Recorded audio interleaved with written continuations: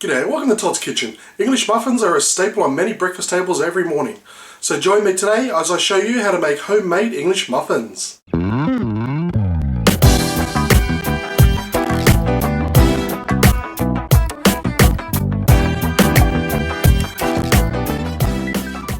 Okay, so to start off with, we're going to prepare a yeast mixture.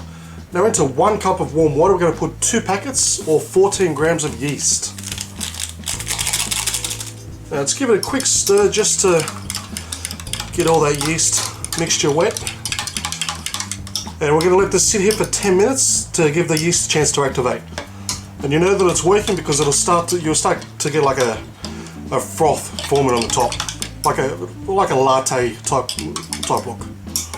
Okay, now into a bowl we're going to crack in 1 egg. And we're just going to give it a very quick whisk just to break it up. And to that we're going to add in our plain and all-purpose flour, then our melted butter, and our caster sugar, also referred to as superfine sugar, and lastly our pinch of salt. Now once your yeast is ready, as you can see it's all frothing up top, we're going to pour that right into the mixture. Then we're going to stir this for just about a minute just to combine the ingredients. Okay, once the mixture has been combined, we're going to turn this up. Now if you don't have a mixer, that's not an issue. You're just going to spend 10 minutes kneading it, which is very easy.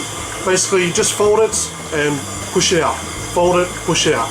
Fold it, push it out.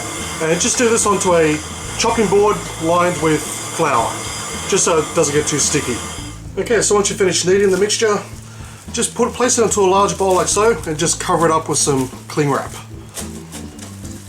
Now cover it up really well just to ensure that you've got no fresh air getting into the bowl. So we're going to leave this here for an hour. So for an hour this should double in size. So just make sure it's completely airtight, and we'll come back in 1 hour and it'll be doubled in size. Okay, now as you can see it's doubled in size, just like so. So now what we're going to do, onto a chopping board, just going to put some flour on there. And we're going to take this mixture out and stick it right on. Now it's going to be a little bit sticky. Just put some more flour on there to stop the stickiness. And we're just going to knead it for just another minute or two. Just to work all that through. And it's still sticky, just keep adding a bit of flour. Okay, so what we're going to do now is just cut it in half. And then we're going to cut it in half again. Then we're going to cut it in half again.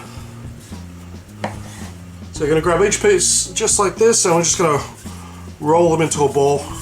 Just going to roll them into a ball just like so. Okay, I've got a bowl of some polenta here. Now if you can't find polenta, you can also use cornmeal. So you're going to grab a muffin, and we're just going to coat it in the polenta just by pushing it down lightly. And we're going to coat both sides.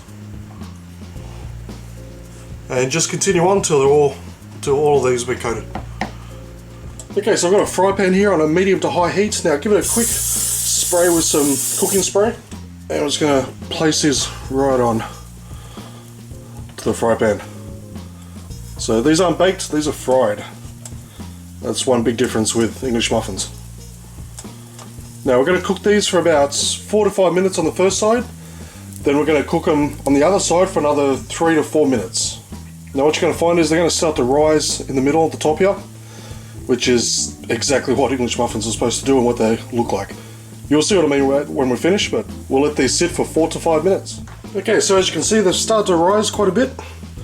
So we're just going to flip them over just like that, so they're just nice and brown on one side. That means they're ready. Just be careful, they can be a bit hot, but it's nothing that's going to burn you or anything, as long as you're careful. Okay, once done, we're going to cook these on this side now for another 3 to 4 minutes. Okay, now these are coming out looking fantastic. And look at this. Nice and brown and flat on the bottom. With that dome shape on the top there. Now these are a bit thicker than the ones you find in the shops. Of course, if you want to make them smaller, just use a little less batter when you put them on the fry pan. But they're looking fantastic, and they're still a little warm too, so I'll put them back down. So they come out perfect. Thanks for watching this episode of Todd's Kitchen. Be sure to show me the love by giving me a thumbs up, leave a comment, subscribe, and I'll see you next time for another delicious recipe.